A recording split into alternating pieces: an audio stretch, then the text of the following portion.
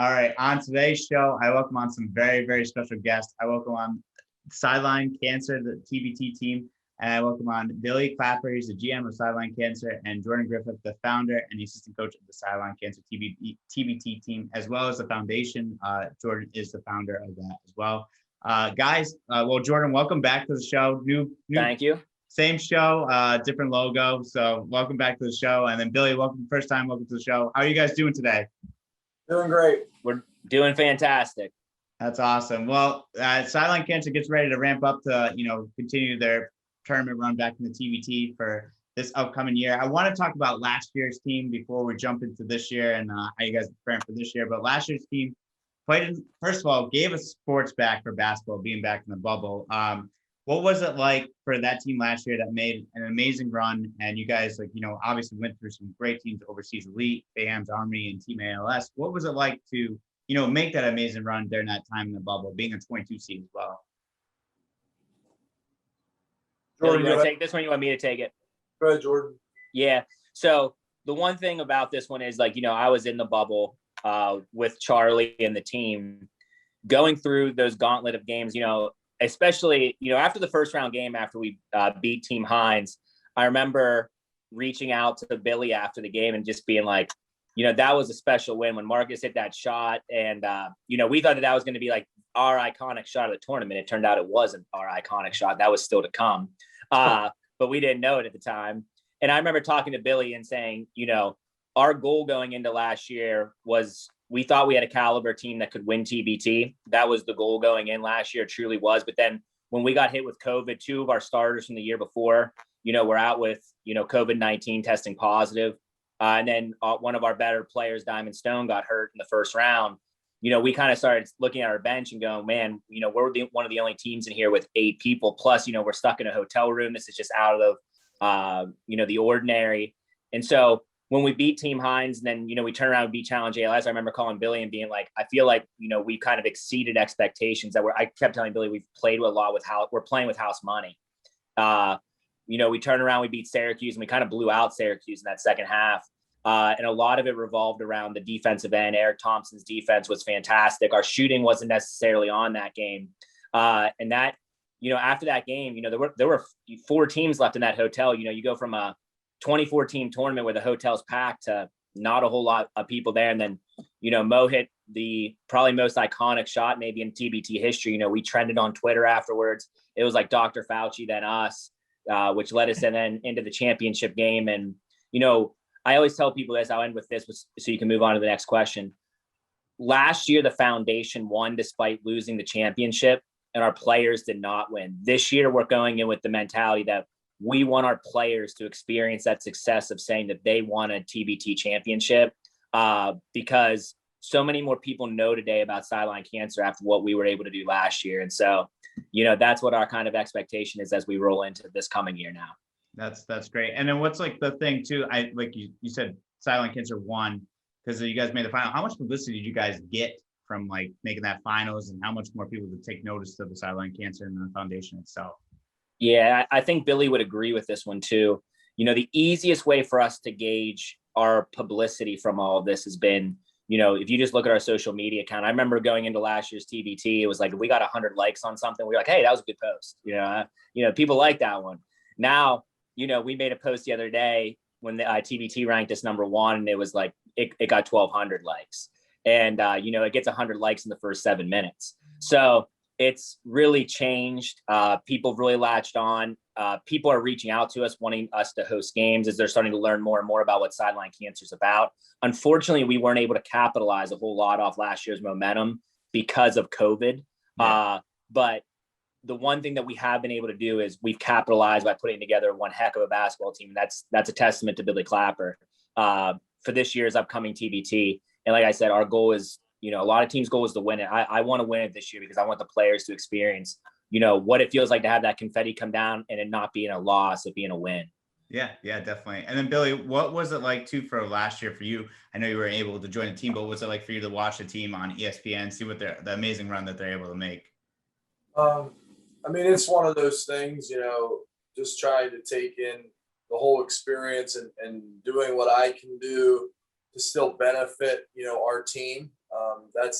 That's one of the hard parts, but just keeping in touch with our players and, keeping them moving and just talking to Jordan and Charlie, multiple times a day to try to keep them, keep their sanity, but also be planning ahead for, hey, here's who we got, what are we going to do?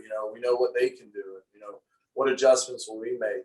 Just helping that with my background, and then, just gauging the whole experience of, what we were about to accomplish, and just with each win, we went from the farthest we had ever advanced was the Sweet 16, which we had actually advanced, if you count the first year 3 times, but in reality, 2015 and then also in 2019, we advanced to the Sweet 16. So the win to get to the Elite Eight, the win to get to the Final Four, the win to get to the championship game, it put us in a new realm, and just trying to use that to our advantage, in everything that way.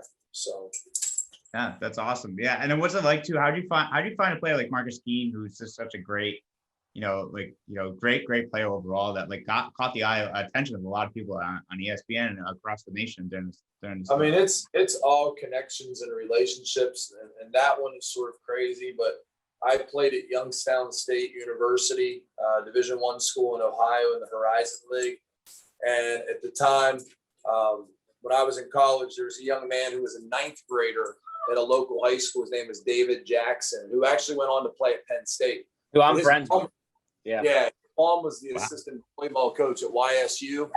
And ultimately, long story short, that relationship, one of David's best friends is a guy named Javon Snipes. And when Marcus played, years after me, but when Marcus played at Youngstown State in his 2 seasons at YSU, which is I think it was about 7 or 8 years after I had played there, Javon actually became friends with Marcus. So David made the connection to Javon and said, hey, would Marcus have an interest? And long story short, Javon actually got a hold of, Marcus, and man, one phone call later, we were rolling pretty much with Marcus. So it just happened. But I mean, that's a relationship that, I've known the Jackson family since probably 2002, so I mean, and then David Jackson also was a college teammate of Jermaine Marshall, who is one of our, former guys that had passed away suddenly in the spring of 2019. So there's just a lot of storylines how this goes. We do not have a single player in our Sideline Cancer family who is a random guy that we just happen to add. Every single guy in our Sideline Cancer family is through a connection, a personal one we have, or through somebody else. So that's amazing that like you guys are able to build a roster through the connections that you have, or someone that just makes for that family atmosphere and how you guys know them. When you guys were building a team this year, how many did you guys get more people to reach out that wanted to join you guys? Like, how did it go for you guys this year with building a team and creating your team this year? I'll start it and Jordan can chime in. We basically had 5 guys who played with us last year that we wanted to have back, and then 2 other guys who were not able to play due to the COVID-19. So, we knew we had 7, and then we wanted to basically add 3 specific things to that team. So, we have 2 of those spots filled, and, we were to have another one of those spots filled, but the guy actually was not able to play. So we're down to 1 spot, and we actually are very willing to spend the $1,000 after June 15th and add an 11th player as well, because of the players that we have seen that, we can add. I don't know, Jordan, you can give him some thoughts on, guys reaching out, but, my personal thing is we haven't had, guys, not to put guys down, but we haven't had guys, reaching out to us above and beyond that could help us win TBT. Put it that way. We have there's been guys reaching out that could play for us, but we need guys that can help us win TBT. So as Jordan said, our players can have this experience, and we have that, purple confetti falling down, and they're hoisting up. Jordan and his mom are hoisting up a trophy with the rest of the players.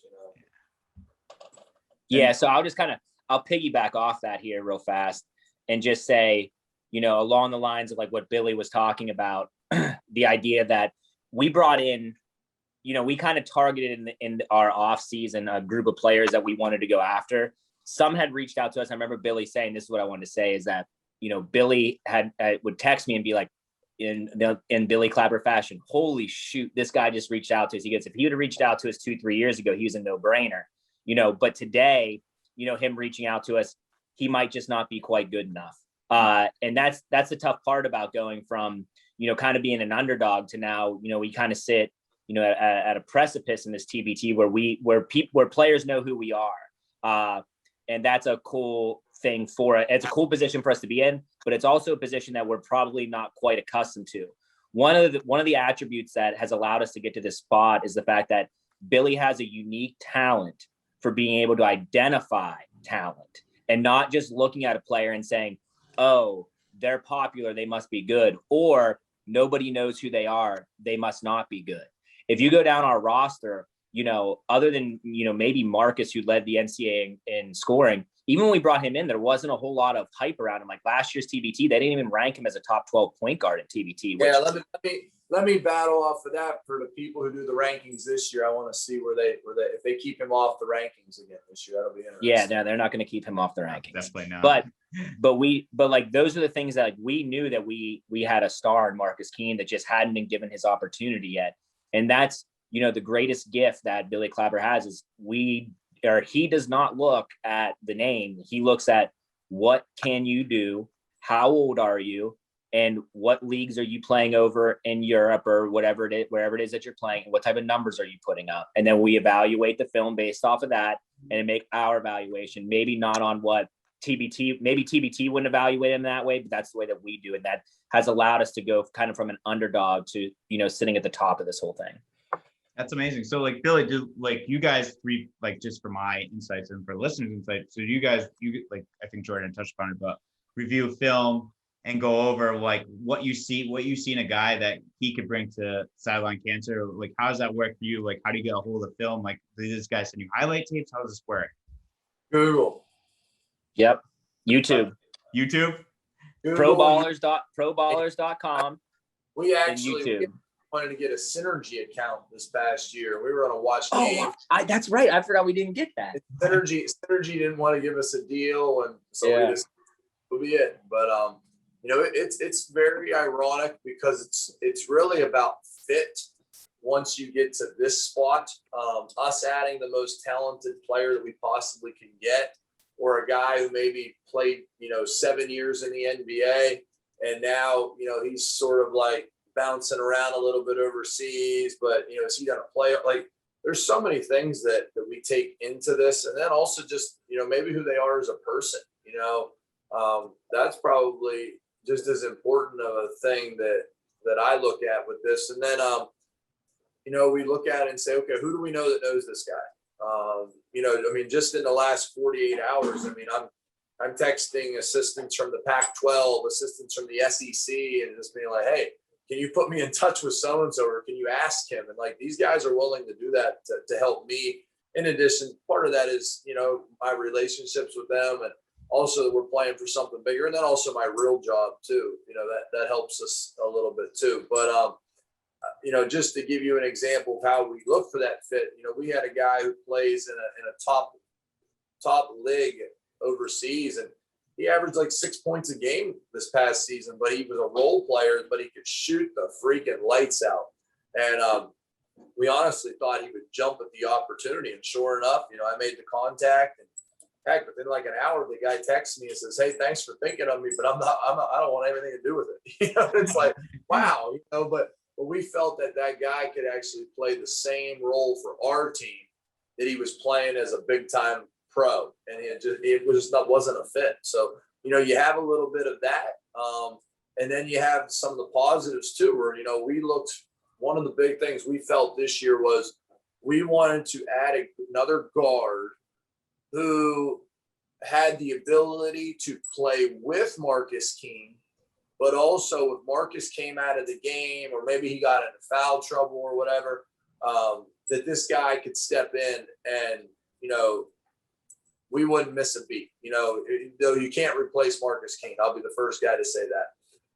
So we added Trey Lewis, and Trey Lewis has played at a high level in France and in Israel and the G League, and he's right. And it's even crazier because he played a year at Penn State with Jermaine Marshall, and they were friends. So we look at things like outside of the box that again, people on the outside may look at, but I told people, I said, if just wait till Marcus Keene and Trey Lewis are on the floor together. Like that's can I bounce off that real fast, Billy? Run with it. Yeah. So TBT's rankings will come out and Marcus will be the number 1 overall point guard, but they won't rank Trey Lewis in the top 10. Trey Lewis is a top 10 point guard in this TBT. No doubt about it. Billy knows. Will they rank him in the top 10? Nope. Is he top 10? Yep. He's probably top 5 or top 3. Like that's how good Trey Lewis is, but that's the skill that Billy Clapper has. I love it. That's absolutely amazing. So Billy, I need you to help me build here's how crazy it gets. There was a guy the other day, he did an article about us and picked us, and he put that the biggest addition we had was, Aubrey Dawkins, which is a big addition.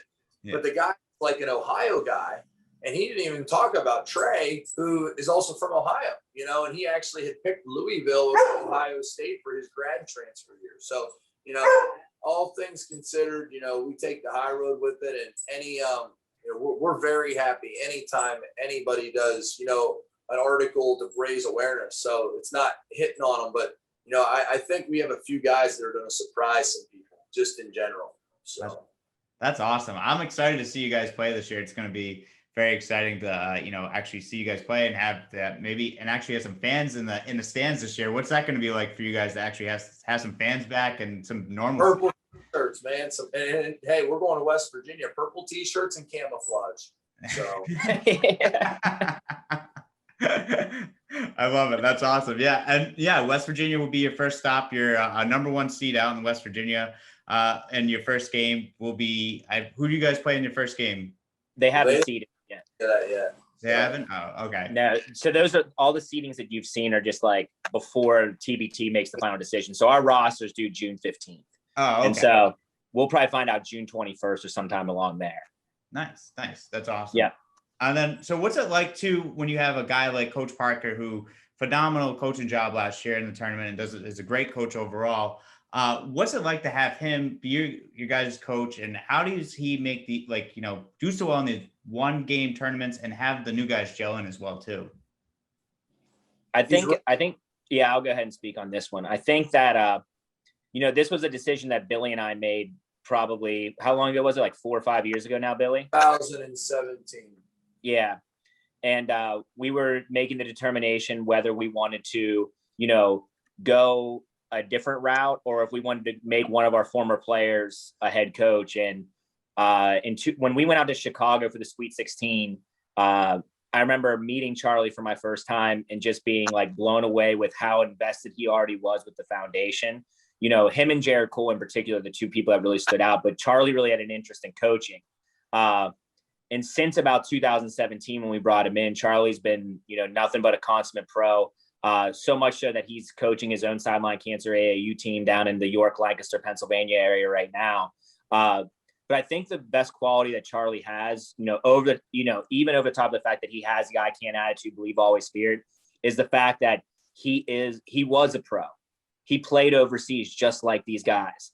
He used to be our best player, and now he's turned coach. And so he has this unique ability to be able to connect the foundation, to be able to connect his knowledge of playing at a high level with these players. And that's something that, I don't even know if Billy and I could have envisioned. And plus, us 3 now, we're really good friends because of this whole TBT experience. And, I don't think that, much could really probably break us apart at this point. And that's the really cool part about this, is the fact that, Charlie's invested not just in TBT, but he's invested in the foundation as well. We're holding a golf tournament next Friday, and he's coming in for the golf tournament. And him and Billy are doing a free clinic for kids in our area, not because they probably want to, but because, they feel it's the right thing to do. And that's the type of people that we have on this team, and leading this foundation.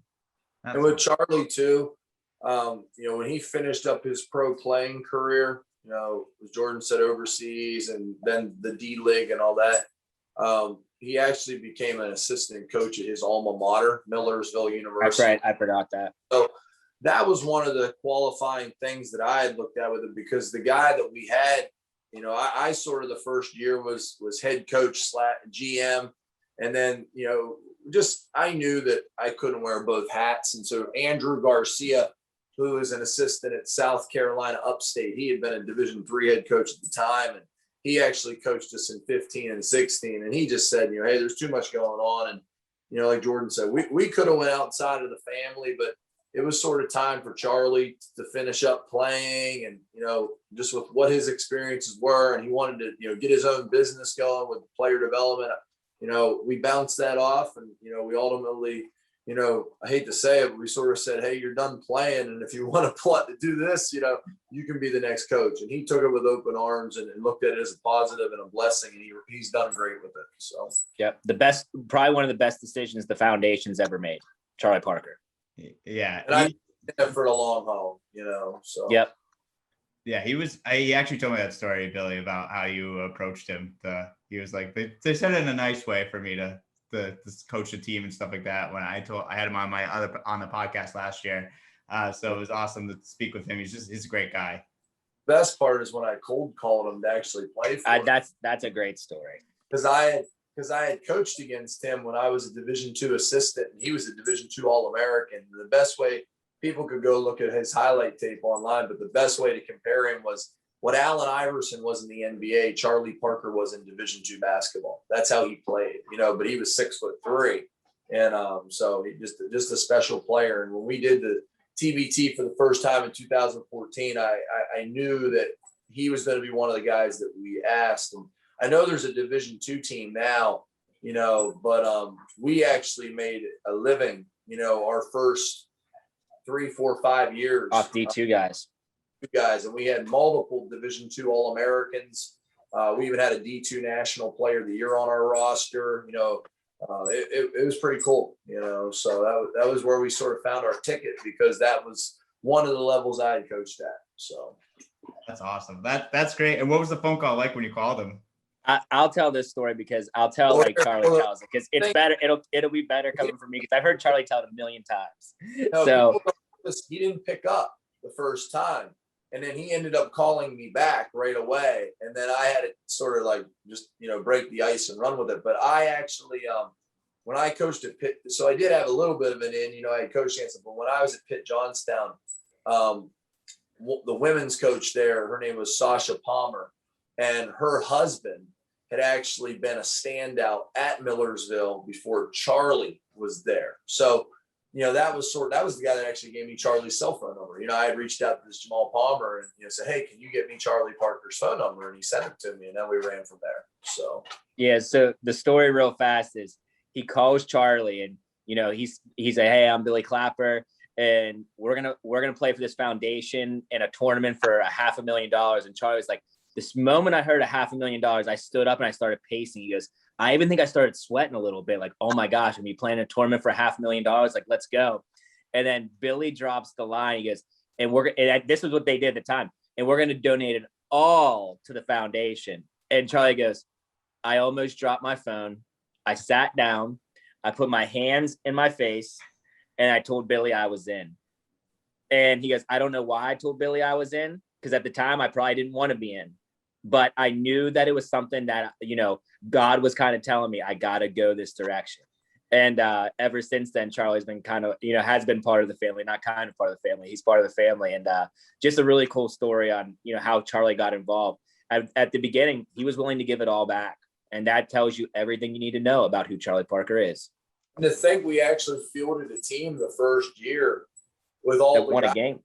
We actually won the thing, they all would give it back. Like we wouldn't have taken any prize money. And then the second year we decided for us to actually get the players necessary to compete, we had to give some prize money, so.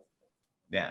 I mean, it's absolutely amazing what you guys are doing and how everything is going. That's a great story about Coach Parker and everything. What was everyone else's reaction when you told them all the money was going back to the foundation? How they react to that as well? Honestly, the guys we had in it, Man, we got some great stories for that one. We had a dude who did it because he needed community service hours because he had, I didn't know that. that's a story. People don't know that one. We had another guy I didn't know that. did it. He just did it because he felt, in his heart, like he wanted to do something bigger than basketball. And he's the only guy that we've ever had play for us that we didn't have a connection. Nora Dean Lindsay, who had played at St. John's and played at Ryder. And I literally got him on social media. That was how we added him. That was the first year. And then, there was John Boyer, who was our first player who, he's a couple years older than Jordan. He's 5 years younger than me, but we all played at the same high school for the same high school coach. He's one of my best friends. Yeah, John got us 2 players. Actually, John got us 3 players from Buffalo, and John still plays professional. He's still in Germany, plays there. But that's another great story. We had a guy. I won't throw his name out there to protect him, but people went back and looked at our roster. We had 3 guys from Buffalo, and the one guy told us that he had a business meeting, so he wouldn't be there on the first day, which was June 6th of 2014.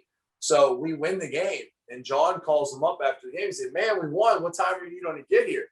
And the guy point blank told Johnny, "Is oh shoot." He said, "I never bought a plane ticket because I didn't think you guys could actually win." And so we missed out on that guy for the day too, But it's just funny how that type of stuff has happened over the years. But it all comes together. And we had a really special group of guys that first year that were willing to do it. And then the following year, we had, the first year we had guys that were really retired playing for us. And then, year 2 and year 3, we still had a couple guys that had finished up playing pro. And by the 4th year, it was all guys that were current pros, and we built it right from there. So. That's awesome. You guys are doing a great job of it now. And obviously, look what happened last year, and now looking forward to this year's tournament. And what's like the one thing that, this might be a dumb question, but what's the one thing that you guys are looking forward to with this year's tournament and being able to get there? Bill, you want me to go or you go? I'll give you mine real quick. I think just seeing these guys take advantage of the opportunity. And that's whether we would lose in the first game or whether we, advance to the Final Four, or whether we win it all. I think at this point, I want to see them have that chance. I look at it a lot of times like we've played 17 career games all time in TBT. We've worn the white uniforms one time.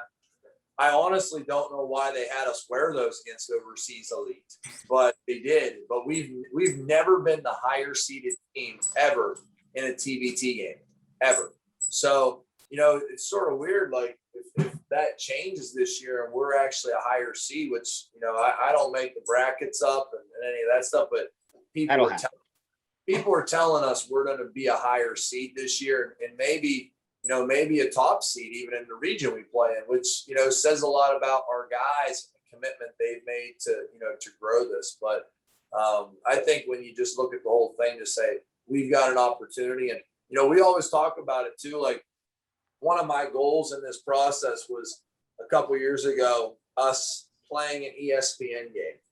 And, the first, I had a friend in 2014, he told me, he says, if you guys do this, someday you'll be in Sports Illustrated and someday you'll be on ESPN. And the first year we actually had the thing printed in Sports Illustrated about us, which was crazy. But then in 2017, Jordan and I are in Philadelphia and we beat the Pitt alumni team. And I still remember he's sleeping and I'm laying ready to go to sleep.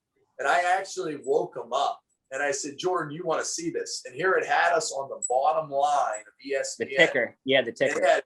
It had us on the ticker, and it said that Sideline Cancer had beat the Pitt alumni, and that they called it an upset, whatever, and we were on it, and I just was like, holy shoot! And then I think the other one, Jeff, that really gets me is in 2019, we had the opportunity to go out to Wichita, Kansas, and that was our first ever TV game where we actually played on national television there 3 times. But that morning, I went into the fitness center at the hotel that we stayed at in Kansas, and I'm working out, and it pops up on the screen that it says, I think it was a 9 o'clock game because we were we're the highlight, and it said that Sideline Cancer versus self-made alumni, and it had that in the bottom right hand corner, and that was on constantly. And I'm just like, holy cow, this is nuts, and I think those are the things that it's not so much of a me or an us, but like that's the awareness that in 2014 we were looking to take advantage of.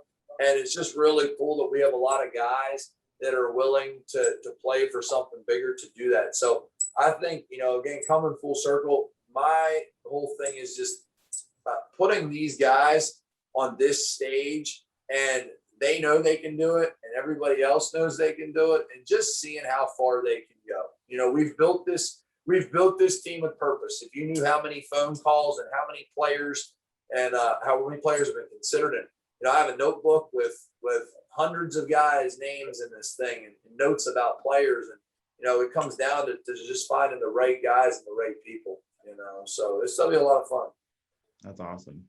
That's amazing for what as past it's grown, and how being there for the 7 years that it is now, and now you're in 2021, and how you guys are I'm sure everyone's looking forward to watching you guys play compared to last year. Last year, I just remember all the hype of seeing you guys in the finals and watching you guys go through the Ames Army, Overseas Elite, playing those tough teams and hitting those game winners and just making those memories. I just remember people cheering you on and getting pumped up. I just remember being all over my Instagram and seeing it on Twitter and stuff. So it's just absolutely amazing. That had to be kind of crazy for you because you're I interviewed them.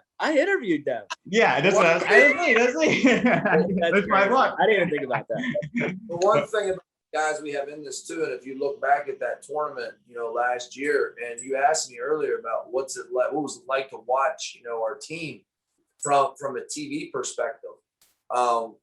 Every one of the first 4 games, we actually were down double figures. Yeah. Even Syracuse, I think Syracuse had a double figure lead on us, in the end of the second quarter, or beginning of the first quarter, something like that. But we were down double figures to Overseas Elite in the third quarter. We were down 10 to ALS. We were down Team Hines. 15. We were down 15 to Hines. Yeah, but like Hines, I still say that, Dion Wright, who was on our team last year, and he's going to play with the Bonaventure alumni, go back with them this year. But Dion Wright made a little floater shot when we were down 12 to put it 10. And I still say, me, all the games I've won and all the games I've lost over the years, I say if he missed that shot, we would have lost that game. That put us down 10, and then the next thing we were down 8, and our guys just clicked. But we were down 12, and he made a little floater after a timeout, and it cut it to 10. And there's little parts of that just changed the momentum of games. But yeah, to be down 10 every one of those games, and our guys battle back, it tells you the type of guys we have.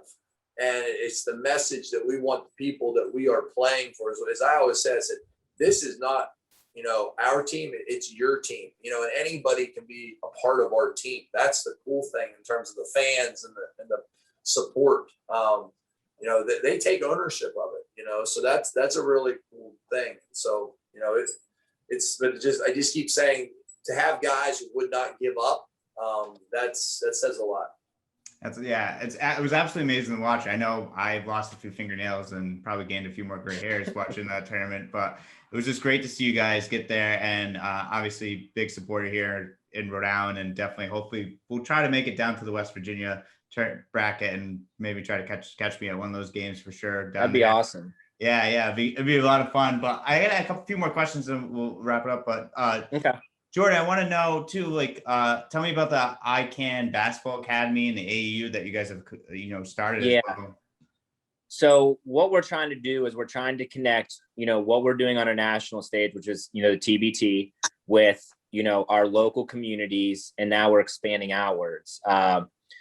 We started with the Purple Fever Hoops, which is a team here in Hollidaysburg, Pennsylvania. It's basically located in central Pennsylvania, to give you guys, that are out there listening, an idea of where it's located. And we started last year with 2 teams before we even went on ESPN or anything. Like, this had already started based on our success out in Wichita. A guy that I actually coach with, his name is Brad Lear, has 2 daughters. He formed the teams for his 2 daughters and wanted to play for something bigger than basketball. And then they grew this year to having 4 teams in our area. And probably next year will be somewhere 6 to 7 teams. And then, based on our success last year, Charlie Parker, our TBT head coach, said he wanted to do something with the AAU program as well. He's already a player developer, very similar to like what Billy's doing down at IMG Academy, except he just has his own business. And he started the ICANN Basketball Academy this winter. And he formed his, first AAU team. They're 9th grade girls. And so, it'd be kind of cool if, we can get a Sideline Cancer team down in York, Lancaster, and we can get a Sideline Cancer team here in our area, and they eventually play each other. None of the teams right now are the same age, but, our goal is to someday, hopefully, have an elite level basketball player. Like I was telling you before the show, it would be great to have a kid come up through the program and then play for Sideline Cancer TBT would be an awesome experience for us. And then secondly, we're hoping that someday we're fortunate enough to get a high level pro, whoever that might be. We don't know who it's going to be. They're probably in 3rd, 4th grade right now, wearing the Sideline Cancer jersey in AAU tournaments and representing the brand. And so that's kind of like where we see some of our growth taking place, to be able to reach out to different sponsors and things like that to help us grow, at the national level and at the local level as well, pushing basketball forward in our area with an I can attitude and a believe always spirit. I love it. That's awesome. And then Jordan, just for the listeners to kind of understand, can you just give us a background to as well as about what the foundation's all about and why? Yeah. Well too. Yep. So we started when my dad was diagnosed with pancreatic cancer back in 2010. And then he died 19 months later. And during his bout with cancer, we held a dinner in our area, which we called the Griffith's Run and Gun, because he was a runner and a gunner in basketball. And we had like a basketball tournament at dinner. We raised $30,000. We had a lot of success that first year. We didn't have a foundation yet or anything like that. Then by year 2, my dad was, pretty deathly ill at that point. He still spoke. We had to record it. There was no Zoom at the time or anything like that. And, it was that night that they formed the community formed the Griffith Family Foundation for us. So like we never formed it. The community formed it for us, which is pretty cool. And then as the years went on, we started out actually as Tackle Cancer was our first like branding experience. And it went well. We sold, t-shirts just like we do now. I think we sold like $8,000 worth of t-shirts or something like that at a football game, which was great for us. Like we were excited, but we also realized quickly that Tackle Cancer was a little limiting, meaning that not everybody could compete or could participate with Tackle Cancer because it's limited to football. And so my dad being a basketball guy, we were sitting around a table and like, what could we brand this to? And, somebody just blurted out Sideline Cancer. And then later that year was the first year I became a teacher. And one of my students who actually played basketball in college at California University of Pennsylvania, she comes up to me in class and she goes, Griff, like, while you're up there lecturing, I wasn't paying any attention, but I found this in your logo. And it was the I Can. And I looked at her and I was like, Morgan, that is incredible. Yeah. And she goes, I know, I just found it. And it was just, and it took off like wildfire after that. And, we've been doing games, hosting events, and we're really looking to expand upon that now. Up to this date, we've donated over almost $300,000 to pancreatic cancer research. And right now, because of COVID in the last like 19 months or so, or whatever, it's been 15, 16 months, a lot of things have shut down, but a lot of things are starting to reopen in the cancer field. My mom just 2 or 3 weeks ago, in the beginning of May, was able to connect doctors in Hong Kong and doctors at MD Anderson down in Texas. Well, my mom's goal in this whole thing is, well, I shouldn't say goal, it's what her role has become, is she's a great connector. These doctors, they work 12, 13-hour days. They don't always have time to read other people's research. My mom, that's what she does. And she recognizes, oh, you're doing this and you're doing another thing. Let me connect you two so that you guys can have a conversation about what it is that you guys are seeing with your testing. And our goal is to hopefully one day to see an early detection test for pancreatic cancer. My dad was diagnosed probably, 8 to 10 months too late. If we can find this earlier, instead of having stage 4 pancreatic cancer, you have stage 1 or 2, you're going to survive it. The problem is you don't feel the symptoms until stage 4. And so at the end of the day, we see ourselves as a connector in this industry, and we're pushing towards an early detection test for pancreatic cancer, which is what our research dollars go to. I love it. I think it's absolutely amazing what you guys have done so far. And it's just absolutely amazing what you're doing, and being part of the TBT, I'm sure brings a lot of light to it as well too, especially with the AU teams and everything. That's our brand. That's our branding. That's we don't pay a whole lot for it. You know what I mean? Like, it's as cheap as it comes. And it's really like, we have advertisements going on in this area, and we've paid $0 for it. People want a commercial with that, want to do commercials with us and show their support with us. It's great because it gets pancreatic cancer out there. And that's, that was Billy Clapper's goal at the beginning of all this, was to spread awareness. You hear him keep talking about it, was to spread awareness. And that's what TBT does for us. And it's allowed us to spread awareness in so many other areas that we never thought possible.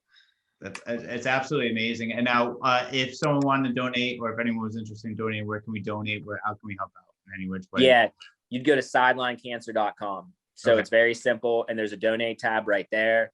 A lot of people have used it with success. We have little campaigns. We never like to come out and say like openly donate to us, because that's not what we're about. We're about this I can attitude and believe always spirit, that the little things in life that you can do to help anybody out is so valuable and important. If you don't have money out there to donate, one thing that all of us can do, follow us on Twitter, follow us on Instagram, Sideline Cancer TBT. And those little things can help us cure cancer. It sounds so ridiculous, but it's so true. The more popularity we show, the more people are going to want to jump on. And the more people want to jump on, that just means that there's going to be more awareness spreading, which means that people are going to demand that we see a day where pancreatic cancer, and all cancer for that matter, no longer exists.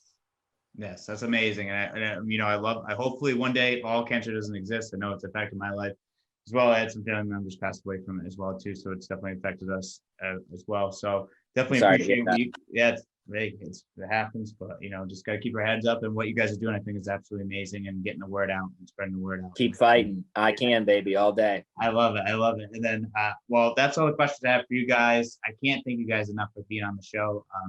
Jordan, again, it was nice seeing you and speaking with you. And, nice talking to you again too. Coach Clapper, is very nice to meet you and speak with you as well too. I can't thank you guys enough for being on the show. Any questions, statements, or anything before we sign off?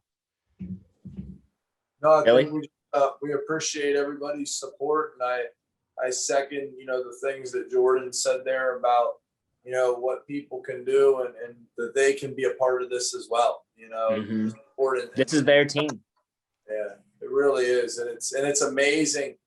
Come TBT, how many people reached out to us, and that's one thing that we've really tried to put our hat on is that when people reach out to us, we respond. And people have learned that. Can I get a quick story in real fast, Billy? Sure. Yeah, one of our former interns, she's now a board member, Sierra Cobbler. She's kind of like our social media czar. She really helps us out with social media. And one of her roles now is to make sure that we respond back to everybody, because we get a lot of messages from people. And sometimes we open them and then something happens, like you get a phone call or whatever. And she goes back through and she makes sure we respond to every single one of them. So if you're sitting out there and you want to talk to us, we will promise you that we will respond back. Okay? Go ahead, Billy. No, so that's sort of been one of the neat things, is how many people have shared with us stories, emails. I mean, and I'll tell you what, that's probably the most thing that got me last summer, because people saw us and they started looking at it. And I mean, I had stories sent to me that, like, it wouldn't even do its justice talking about them in this platform. But I mean, there was power, and there was people that it was their way of just letting go of it, was putting it out there to us. And I mean, just some powerful stuff. So, if you need someone to talk to, you need a resource. We may not have all the answers, but we will work relentlessly to help find those answers. Yep. Where Billy has all the connections in basketball, my mom has all the connections in the medical field that relate to gastrointestinal cancers. She's the vice president of the DDNC, the Digestive Disease National Coalition in Washington. Reach out. We can help you. And we have had some people reach out to us and actually ask for help. And we've had people actually reach out to us on behalf of other people and said, hey, do you think you could help this person? And that's been a really unique scenario as well. So whatever we can do, please let us know. Yep. I absolutely love it. I love that all. This has been absolutely amazing. You guys deserve the best in the world. And, good luck to when the TBT comes, and anything that I can do to help out with you, for you guys as well, please let me know. But I love what you guys are doing. Keep doing what you're doing and keep spreading joy, and, make cancer awareness big time. Sounds good. We appreciate you having us on the show. Believe always out there with an I can attitude, and believe always spirit.